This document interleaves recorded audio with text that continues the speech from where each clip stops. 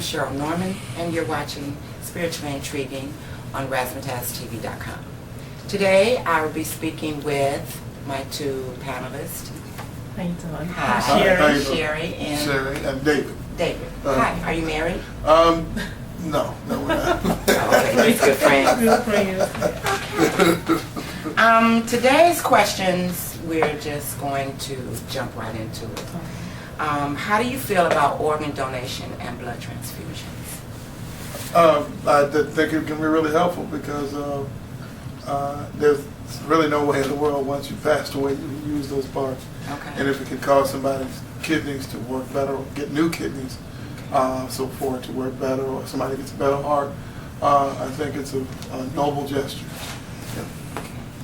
And I agree with Pastor McGlynn because I know my daughter, she had some complication, and if it wasn't for the blood transfusion that she was given, she would have died. And she lost a lot of blood. So I thank God that it was available for her. Okay. So you're a pastor? Yeah. Oh, okay. What's your church do you pastor? Temple of Faith in Gary, Indiana, in the illustrious city of Gary, 201 West Ridge Road, and I also am the founder of the Intergenerational Program. That's a program that actually produces subject material that the schools produce as well. All of the same standardized testing. We do all of that. We prepare the kids for every test in March. Plus we have mentorship and trips and field trips and things of that nature to help create a positive environment for the children that we work with in the neighborhood. Okay, very good. So, I know you said that organ donation is good and blood transfusions are good and saved your daughter's life. Yeah. But what if you were of a denomination that did not believe in it and you were put in a situation where it was a life and death situation, say with your daughter? Would you go against your religious beliefs and do it knowing that it's going to save her life, or would you let her die?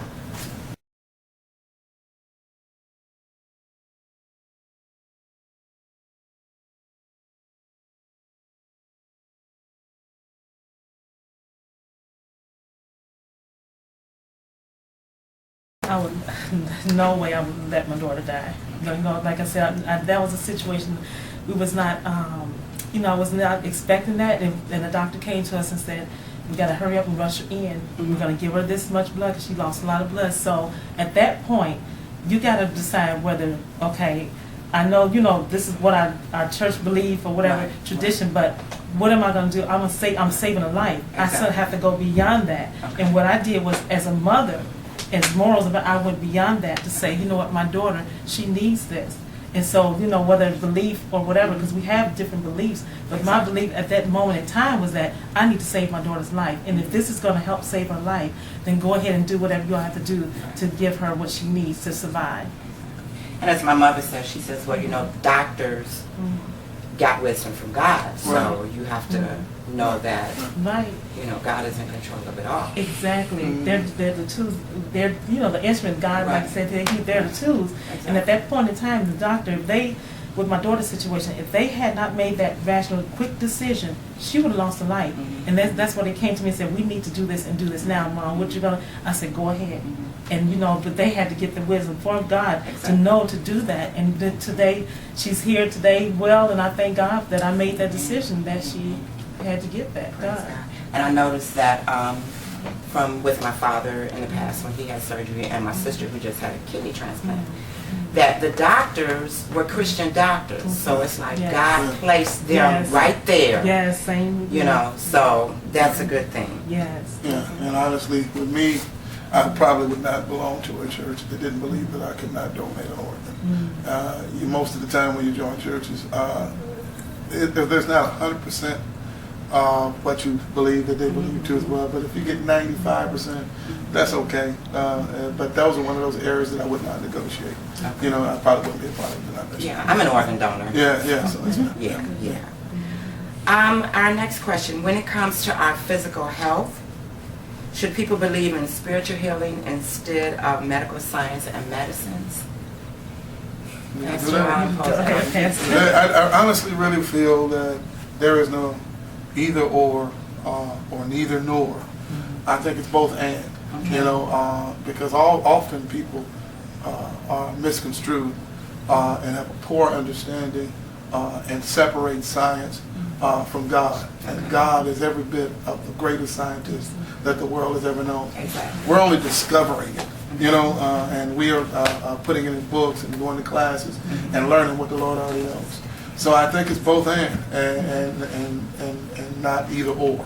I think you need the science as well as the spiritual uplift, because you can have an operation and it go well, Right. and have the wrong spiritual surroundings in the hospital bed, and it can bring you right down and the healing not take place because they keep your spirits low. So, you know. You want to comment on that? Right, well, I was just thinking, you know, like when my dad, he had cancer, and you know, without the proper medicine, medication, even though we prayed Yes. for my dad, that he would be healed, but you know, I don't deny, you know, we believe in the healing of God, you know, but still you need that, sometimes you need the medicine to work with the healing process. Exactly. As you go through that healing, you need that medicine, but not to say that, you know, I strongly believe in that God can do the ultimate healing. But in that process, a lot of people don't have faith, so you have to, you know, if you don't have faith, you're gonna have to go to the doctor and get what you need until God completely heals you. Sometimes God's healing is not to heal you on this side, but to take you up into glory. That's right. So a lot of times that's probably why we say, Lord, let your will be Will done. be done. Yeah. That's true. Yeah, very good. Our last question. If you love someone, would you invest your time and resources into them if they were financially and spiritually broken? Mm-hmm. You can talk with that. Like, can you repeat that again? If you love someone, would you invest your time and resources into them if they were financially and spiritually broken? Well, you know what? I believe that if God, you know, put you together, if God put you with that person, and while they're going through, you can bring to what they need in their life. You might bring that, that very thing, what they may be lacking. And you might can help them to get to where they need to be through prayer and through, faith in God. That, if you see, because that person could have goals, have visions, or have dreams, but at that moment they might be going through spiritually and financially. But you, as a person, can speak into their life and help them get to where they need to get to, to be successful. Because everyone, when we go through this life, the way the economy is now, and people are losing their jobs. The economy is just downsized right now. So you have to, I guess, adjustments. make adjustments. Yeah, Exactly. yeah, You don't exactly because you could be one day on top of the world, the next day you lost your job. So do you walk out on that person? You just pray for them and just help them that they. Yeah. Well, you have to come to the conclusion that with God all things are possible. And what God has joined together, no man or person put us under. And that's a true test of whether or not that actually exists. Now, at some point in time, they do need to come up to snuff. Right. Right? Oh, definitely. Can't be one-sided forever. Exactly. But at the same time, if you both believe in the Lord and you work hard, because even though the situation is ordained, it takes work, and you have to be willing to take that work, because the vows say for better or for worse, in sickness and health, for rich and poor, till death do us part. And all some say stuff flippant and with and nonchalant. Okay, now you're putting this in a married context. Right. It could be a friend. Yeah. It doesn't necessarily have to be a Okay, spouse. so and friends too as well. So, Yeah. That's true. But then you have to define relationships and what they mean to you and what friendship means to you. You do not run out on friends. Exactly. They need to get it together. Yeah, you can be mad when them, kind of get a break with them for a while, but you don't give up on them. Right. Because somebody along the way on the line, if they're your real friends, they can give up on you. Right. They just kept praying and trusting God until you came to where you needed to be, because that's what real love and real relationships are all about. I agree with friends. You know, on a friendship basis, you know, 'cause I have, thank God for the few friends I have. You know, you can have a lot of friends, but are they true friends? Exactly. You know, and a lot of times, like I said, when you go through something in life, spiritually and financially, will you be there to pray me through, you know, and see me through this? Not to say that you don't want to see them staying in that, you know, wandering in that thing, but to help them to get back on their feet, you know, so that's a true thing. Yeah. And not only a friend, but it could be a mother and a child, Sure. you know, or another relative. Right. You know, it could be, you could be the person that's holding the whole thing together between two other people That's right. in your family. That's So, true. you know, you just have to, I guess, decide on whether they're worth, you know, investing. As God loves us unconditionally, you know, and chastises us when we do wrong. Right. But, you know, do we throw our children to the street? Right. You know what I'm saying? So, because they're your children, and Right. even when things don't go well sometimes between you and them, you know, they'll always be your children, Exactly. and then hopefully you'll get a chance to come back. And I know I went through a rough time myself, and sometimes, you know, lately here, you know, sometimes you can go through like a depressed state.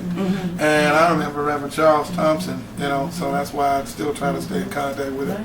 He kept coming in my house, you know, and I was like, man, I don't want to see nobody. You know, I really don't. I don't want to be bothered. And he kept coming, come on out, let's go. But that's real friendship. exactly. You know, friendship is essential to the soul. You know, and again, you can't call everybody a friend because that title, some are associates. But a real friend sticks closer than any brother. You know, they're right there, even at the worst and most difficult times. Because they see beyond. Yeah. Because they see beyond what you're dealing with at that moment in time. Right. And they're there to help you to prove, just like Jesus. Right. You know, he looks beyond our faults. He looked and see the promise. He sees what we're going to be. That's right. Yeah. Not where we're at that moment, but Yeah. where we're going to become if we keep on pressing and keep on moving. Yeah. And you being a pastor, sharing with us that you had to go through that situation. Sure. Just shows that no one is above. That's Right. Yeah. T.D. Jakes went through one of the worst depressions in his life. Exactly. And he said after it was over with, he said his ministry went to another level. Oh, yeah. Yeah, a lot of folks don't know how depressed he really was. Right. Even with all of the success he had, he had some really drastically depressed moments. I've heard a lot that they say that you can't really minister about something until you've gone through it yourself. That's right. So that's just a perfect example. But I'd like to thank you both for being with me today. Thank you. And I'd like to say thank you for watching RazzmatazzTV.com. Bye-bye.